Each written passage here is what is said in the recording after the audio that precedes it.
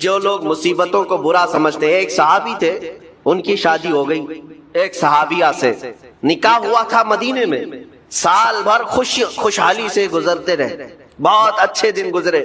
سال ختم ہونے کو تھا کہ خاتون جو ہے لڑائی کرنا شروع کر دیتی، کہتی ہے مجھے تمہارے ساتھ رہنا نہیں، مجھے طلاق چاہیے، ڈائریکٹ طلاق۔ تو صحابی نے کہا ہوا کیا؟ وہ صحابیہ کہتی تھی نہیں مجھے تمہارے ساتھ رہنا نہیں۔ اس صحابی نے کہا ٹھیک ہے اگر ایسا ہی ہے تو حضور پاک صلی اللہ علیہ وسلم کے پاس چلتے ہیں، وہاں جا کر فیصلہ کرا لیں گے۔ تو وہ صحابیہ مان گئیں، کہا چلو چلتے ہیں۔ تو دونوں چلے جا رہے تھے اپنے گھر سے، حضور پاک صلی اللہ علیہ وسلم کے دربار میں فیصلہ کروانا ہے۔ چلتے وقت راستے میں ایک پتھر سے ٹھوکر لگ گئی اس صحابی کو، اور اتنی تیز ٹھوکر لگی کہ ان کا ناخن اکھڑ گیا۔ اب وہ ان کی خاتون جو بیوی صحابیاں ہیں وہ فوراً اپنے دوپٹے کا کپڑا پھاڑ کر کے انگلی کو باندھتی ہیں اور خون روکتی ہیں، اور اس کے بعد کہتی ہے چلو واپس گھر چلتے ہیں۔ گھر واپس آنے کے بعد وہ کہتی مجھے طلاق نہیں چاہیے، ساتھ میں رہوں۔ کہا عورتوں کا موڈ، عورتوں کا اس طرح کا فیصلہ کیا بات ہے؟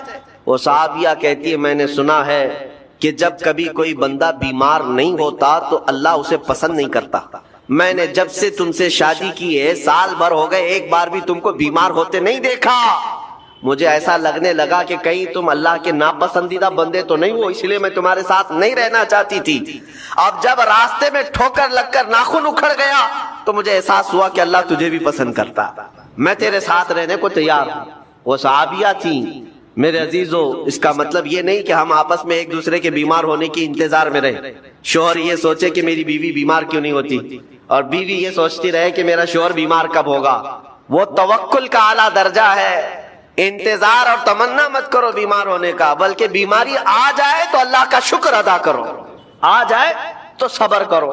عزیزان گرامی وقار، ہم آج امام حسین اور ان کے رفقاء گرامی رضوان اللہ علیہم اجمعین کو یاد کرتے ہیں تو صرف رونے کے لیے نہیں یا صرف غم منانے کے لیے نہیں، بلکہ داستان کربلا سنانے کا ایک عظیم مقصد یہ ہوتا ہے کہ نوجوانوں کے اندر بلکہ بوڑھے اور بچوں کے اندر بھی ایمانی جذبہ ایسا آ جائے کہ وہ ہر مصیبت پر ڈٹ کر کھڑے ہو سکے، ہر یزیدی کا مقابلہ کر سکے۔ ایک تو اس کا میسج یہ ہے، اور دوسرا میسج یہ ہے کہ چاہے جیسی بھی مصیبتیں آئیں ایمان کے ساتھ رہنا ہے، صبر اور شکر کو ہرگز نہیں چھوڑنا ہے۔ مصیبتیں ہمارے پاس اب اتنی بڑی تو نہیں آتی کہ ایک خاندان کے ہی اتنے لوگوں کو کاٹ دیا جائے، ایسی مصیبتیں تو نہیں آئی۔ اب جو کچھ بھی آتی ہیں ہمارے ساتھ وہ مال کی کمی کی، کبھی دکان میں دھندا نہیں چلتا، کبھی بچے کسی کو نہیں ہو رہے ہیں، یا پھر گھر میں کوئی بیمار ہے، کوئی مستقل بیماری آ گئی ہے، یہی تو مصیبتیں ہیں۔ مومن کے لیے یہ قید خانہ ہے، زیادہ آسائش اور آرام کی فکر نہ کرو، یہ دنیا مومن کے لیے قید خانہ ہے۔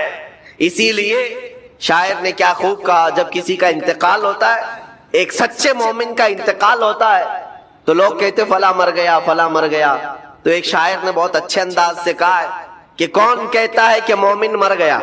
جو سچا مومن ہے اس کے لیے کہہ رہا ہوں۔ وہ شاعر نے کہا کون کہتا ہے کہ مومن مر گیا، قید سے چھوٹا وہ اپنے گھر گیا۔ حقیقت تو یہ، قید سے چھوٹا وہ اپنے گھر گیا۔ یہاں دنیا میں زیادہ آسائش، زیادہ آرام کی طلب انسان کو مغرور بنا دیتی ہے، تکبر والا بنا دیتی ہے، گھمنڈی بنا دیتی ہے، اور اللہ تبارک و تعالیٰ کی بارگاہ میں ہمیشہ سر بسجود رہنے والا وہ بندہ ہے جو مصیبتوں میں گھرا رہتا ہے۔ کچھ نہ کچھ مصیبتیں ایسی ہیں جو تمہیں مسجد تک لاتی ہیں، قرآن تک لاتی ہیں، تسبیح تک لاتی ہیں، اور کوئی مصیبت نہ ہو، کوئی تکلیف نہ ہو تو پھر جلدی بندہ اللہ کو بھی یاد نہیں کرتا۔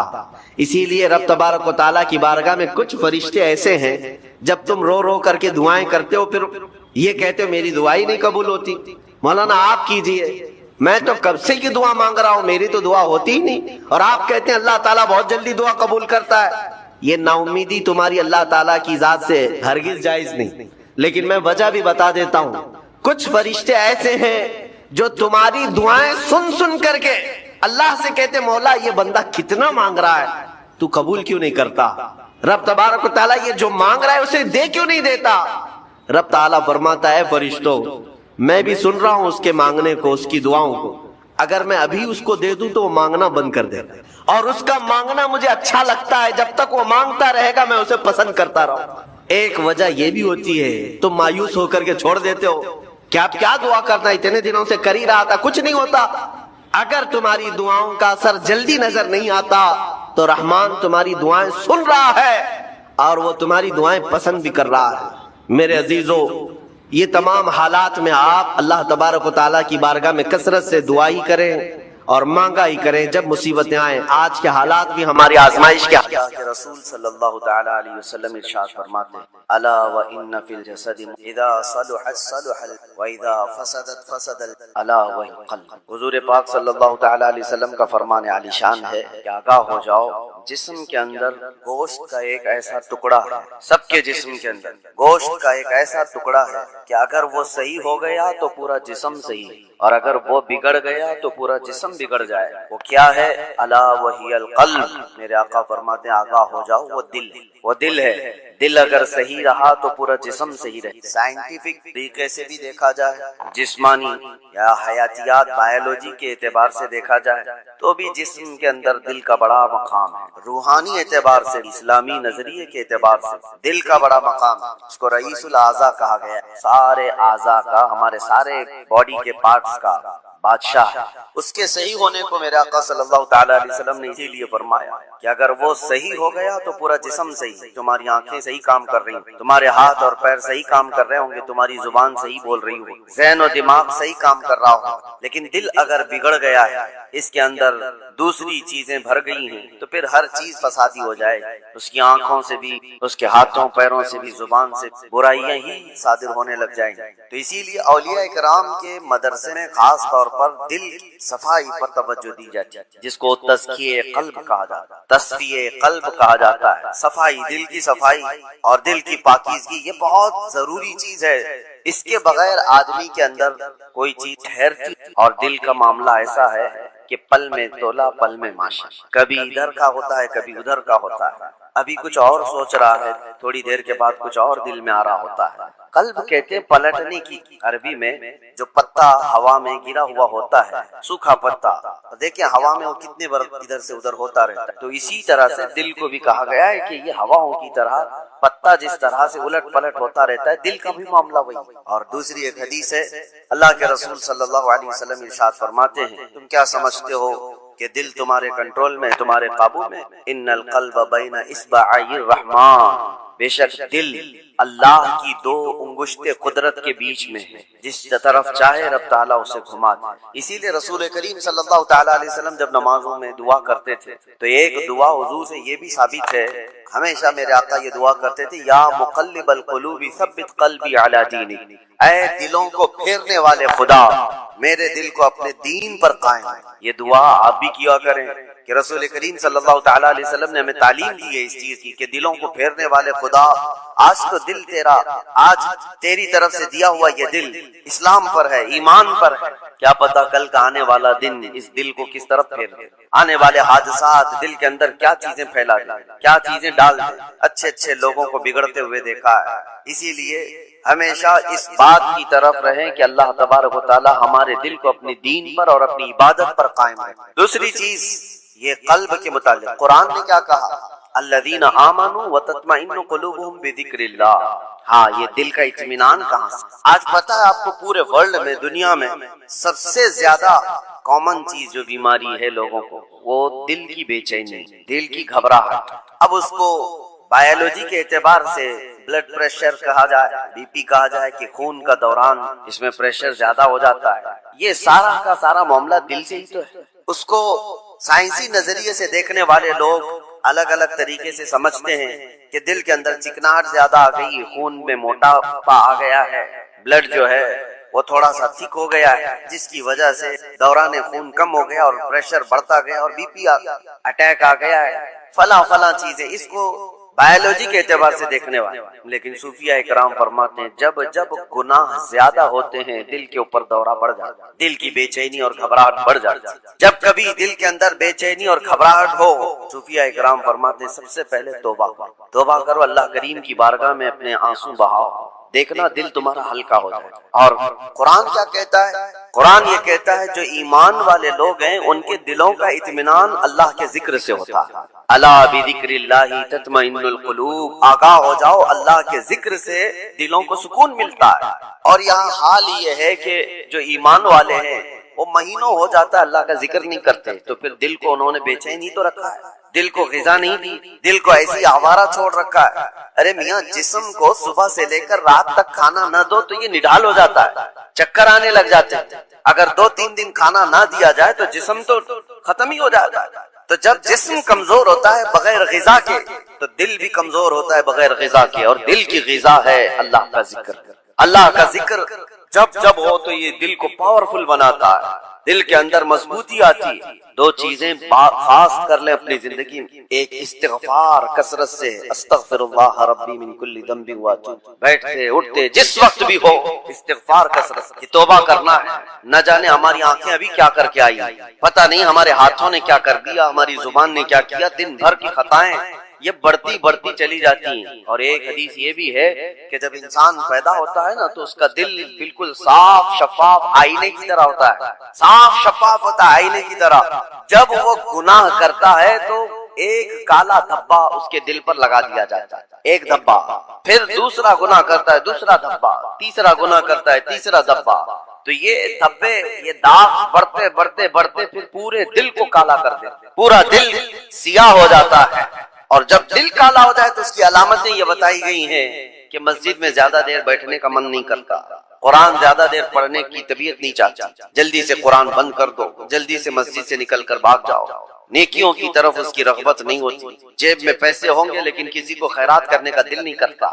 تو یہ دل کے کالے ہونے کی علامات ہیں، سیاہ ہونے کی علامات ہیں. یہ ایکسرا مشین سے اور سونوگرافی سے معلوم ہونے والی چیزیں نہیں ہیں. یہ اللہ کے نبی صلی اللہ تعالیٰ علیہ وسلم نے بیان فرمایا.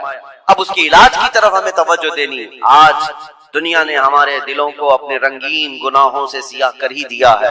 دیکھیں ہم صبح سے شام تک جن کاموں میں مصروف ہیں، اب آج سب سے زیادہ ہمارے پاس کوئی چیز مشغول ہے تو وہ ہمارا T V screen, mobile screen. نہ جانے وہ کن چیزوں کو دکھاتے ہوئے ہماری آنکھوں کو خرید جاتے ہیں، کنٹرول بھی نہیں رہ پاتا. اسی لیے دل پر بوجھ بڑھتا جا رہا ہے. جس کو آپ ٹینشن کہتے ہیں، جس کو آپ لوگ ڈپریشن کہہ رہے ہیں، یہ صرف حادثات کا یا پھر دنیاوی کسی خسارے کا ٹینشن نہیں ہے. یہ دل کا سیاہ پن دماغ پر بوجھ بنا دیتا ہے، بھاری ہو جاتی ہے طبیعت. کچھ لوگوں کو گھروں میں طبیعت نہیں لگتی کہ بیٹھنے کا بھی من نہیں کر رہا، کھانے کا بھی من نہیں کر رہا، کسی سے بات کرنے کا بھی من نہیں کر رہا. یہ بہت اپر لیول پر آ گئی چیز کہ اس کی دل کی بے قراری بہت بڑھ گئی، گھبراہٹ بہت زیادہ بڑھ گئی. اسی لیے ہم صوفیہ اکرام کو دیکھتے ہیں جب کبھی کسی کے دل کی بے چینی بڑھ جاتی، گھبراہٹ بڑھ جاتی تو وہ کسی اللہ والے کی بارگاہ میں چلے جاتے، صوفیہ اکرام کی بارگاہ میں چلے جاتے، آستانوں پر چلے جاتے، اللہ کا ذکر کرتے، پھر وہ اپنے دل کی پاکیزگی لے کر کے واپس لوٹتے. وجہ کیا ہے؟ اب میں علاج کی طرف آتا ہوں کہ دل کو پاک کرنا ہے تو کیا چیز چاہیے. کئی علاج ہے، اس میں سب سے پہلا تو ذکر الہی.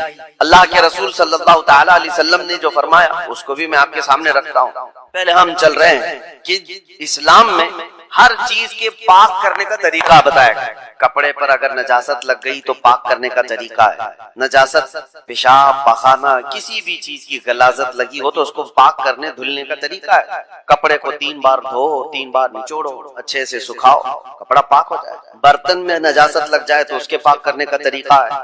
اگر پانی کی بالٹی میں کوئی نجاست گر گئی اس کو پاک کرنے کا بھی طریقہ ہے. فقہ میں سب کے کنویں میں نجاست گر گئی، کنواں تھا اس میں چوہا گر گیا، بلی گر گئی، بکری، کتا، جو بھی جس سائز کا ہے اس کے سب کے مسئلے موجود ہیں. کتنے ڈول پانی نکالنے پر یہ پانی پاک ہو جائے گا. زمین کے پاک کرنے کا بھی طریقہ ہے. زمین پر اگر نجاست لگی، مثال کے طور پر کسی جانور نے لید کر دیا، گوبر کر دیا، اب نجاست تو لگی ہے، اس کو پاک کیسے کیا جائے؟ تو فقہ کا قانون ہے کہ زور بارش ہو جائے یا آپ تیزی سے اس پر پانی بہاؤ اور پھر تیز دھوپ پڑ جائے، زمین سوکھ گئی تو وہ زمین پاک، کیونکہ اب اس کو نچوڑا نہیں جا سکتا.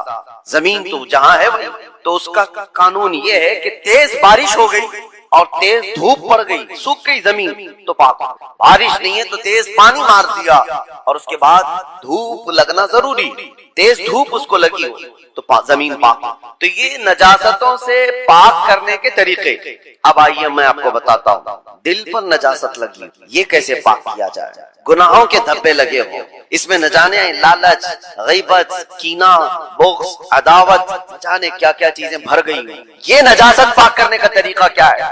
مولانا جلال الدین رومی مثنوی شریف کے مصنف فرماتے ہیں دل کو پاک کرنے کا طریقہ ویسی ہے جیسے زمین کو پاک کرنے کا طریقہ ہے. زمین کو پاک کرنے کے لیے تیز بارش کا ہو جانا اور تیز دھوپ کا پڑ جانا کافی ہوتا ہے کہ زمین پاک ہو جاتی ہے. دل کو پاک کرنے کے لیے ذکر الہی کی بارش ہونا چاہیے اور کسی شیخ کامل کی تیز نگاہ پڑنی چاہیے. دل پاک ہو جاتا ہے. ذکر الہی کی بارش ہو تو پانی کی طرح اس کو دھل دیتا ہے اور اس کے بعد کسی شیخ کامل اللہ والے کی نظر اس پر پڑے تو پھر اس کا دل اسی طرح سے سوکھ کر کے پاک ہو جاتا ہے جیسے زمین پاک ہو گئی. آج ہمارے لیے یہی تو مسئلہ ہے کہ ہم اپنا وقت اپنے دل کی پاکیزگی کے لیے نہیں نکال پاتے. ہمارے پاس یہ وقت ہی نہیں رہ گیا. ہاں اگر جسم کے اندر کوئی بیماری آ گئی تو پھر بھاگیں گے دوڑیں گے ڈاکٹرز کے پاس علاج کرائیں گے. میرے عزیزو یہ بے چینی اور بے قراری اور گھبراہٹ کا علاج ان کے پاس بھی نہیں. وہ ڈاکٹرز زیادہ سے زیادہ آپ کو نیند کی گولیاں دے سکتے ہیں ڈپریشن کم کرنے کے لیے، سٹریس کم کرنے کے لیے. آپ اچھے سے سو، گھنٹوں سوتے رہو. کسی کو سلا دینا یہ ڈپریشن کا علاج نہیں ہے.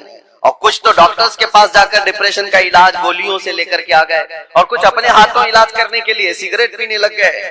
اپنے ہاتھوں علاج کرنے کے لیے وہ بیڑی گٹکا کھانے لگ گئے. ان کو یہ لگتا ہے کہ جیسے ہی ڈپریشن ہوگا، ٹینشن ہوگا، سگریٹ پھونکوں گا تو ٹینشن فری. اس سے 2 قدم آگے بڑھ کر کچھ لوگ شراب کی طرف چلے گئے. اس سے آگے قدم بڑھ کر کے چرس، افیون، گانجا اس پر چلے گئے. ان سب سے پوچھو تو ایک ہی جواب دیتے ہیں ٹینشن فری ہو جاتے ہیں یہ لے کر کے. سگریٹ والا بھی، شراب والا بھی، چرس گانجے والا بھی اس کو یہ لگتا ہے کہ یہ لینے کے بعد ایسا لگتا ہے میں ہواؤں میں اڑ رہا ہوں. اس کے بعد نشہ اترنے کے بعد پھر کیا ہوتا ہے؟ یہ تو اس طرح سے ہے کھجلی کی بیماری. جب تک کھجاتے رہو اچھا لگے، ہاتھ چھوڑ دو تو پھر جلن شروع ہو جائے، چمڑی چھل جائے. گناہوں کا یہی معاملہ ہے.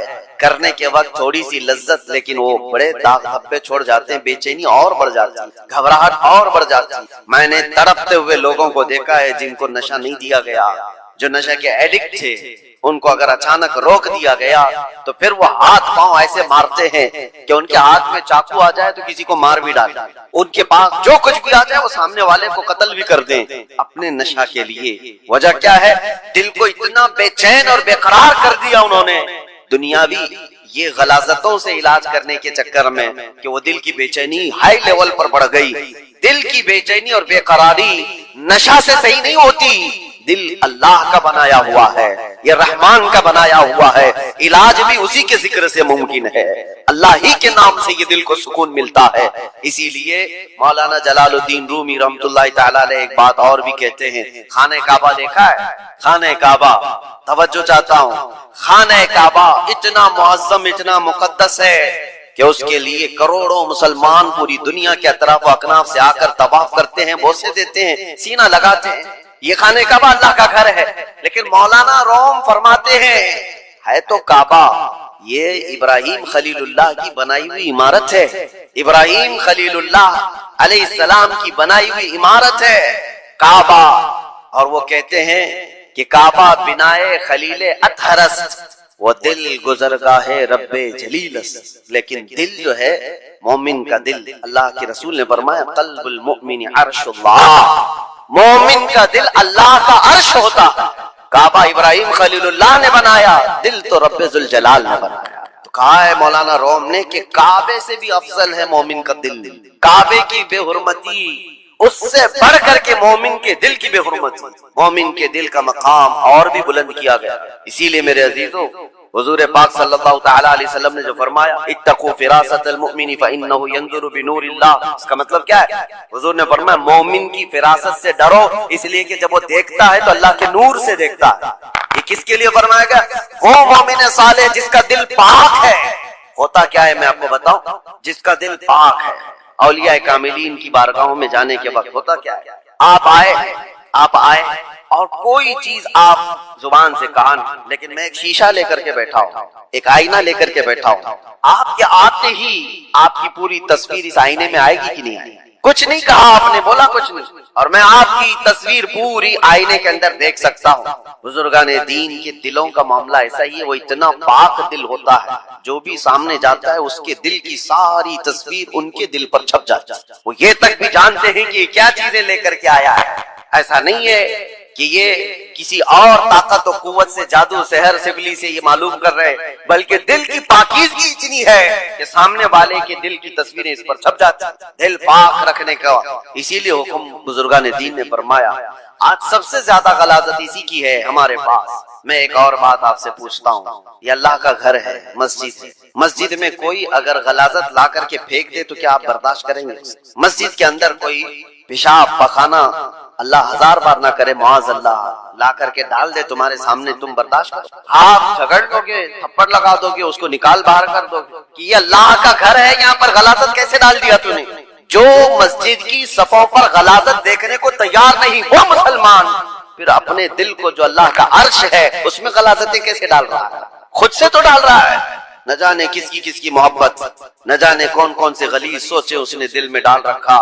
اسی لیے حضرت صابر کلیری رحمۃ اللہ تعالی علیہ فرمایا کرتے، ایک دل ہے اس میں دو چیزیں نہیں آ سکتی، یا تو اللہ کی محبت آئے گی یا تو پھر انسانوں کی، اللہ رسول کی محبت ہوگی یا تو پھر انسانوں کی، دنیا کی محبت اور اللہ کی محبت ایک ساتھ دل کے اندر نہیں آ سکتی۔ تو تم یہ فیصلہ کرو کس چیز کو تم نے جگہ دے رکھا ہے، اپنے دل کو کس کے لیے کھول رکھا ہے۔ میرے عزیزو، اور ایک علاج کی طرف میں آپ کو لے کر چلتا ہوں۔ اللہ کے رسول صلی اللہ تعالی علیہ وسلم کے پاس ایک صحابی آئے، ایک علامت اور بھی میں آپ کو بتاؤں، نماز پڑھتے ہیں، جیسے ابھی میں نے کہا دل کے کالے ہونے کی علامت یہ ہے کہ مسجد میں زیادہ دیر دل نہیں کرتا، نمازوں کا وقت ہو جائے تو طبیعت بھاری لگنے لگے، اسے عبادتوں کی طرف شوق نہیں لگتا، یہ دل کے اس کے سیاہ ہونے کی علامت۔ اسی طرح سے جب قرآن کی تلاوت ہوتی ہے نا تو پاک دل والے کی آنکھوں سے آنسو آ جاتا ہے، صاف دل والا نمازوں میں ماہ ہو جاتا ہے، ڈوب جاتا ہے، اور دل کے اندر اگر گناہوں کا بوجھ ہو تو نماز بھی بھاری، وہ پیچھے سے چلانے لگ جائے امام صاحب کتنی لمبی قرات کرتے ہیں یار،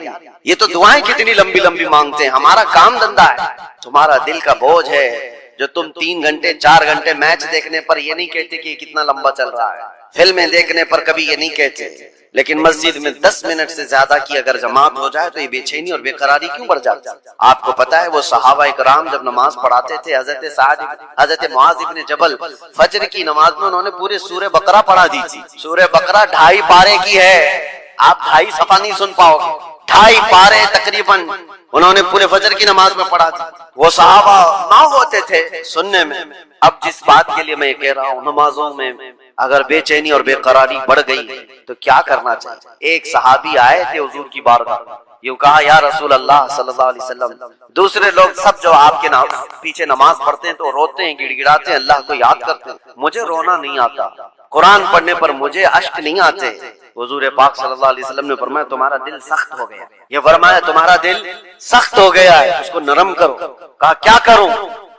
کیا علاج میرے آقا نے بیان، وظیفے تو کرتے ہی رہتے ہیں۔ حضور پاک صلی اللہ تعالی علیہ وسلم فرماتے ہیں جاؤ کسی یتیم بچے کے سر پر ہاتھ پھیرو، اللہ دل نرم کر۔ ایک علاج یہ بھی میرے آقا نے فرمایا، یتیموں کے لیے دل میں اپنے امید کرتا ہوں آپ کو یہ بیان بہت پسند آیا ہوگا۔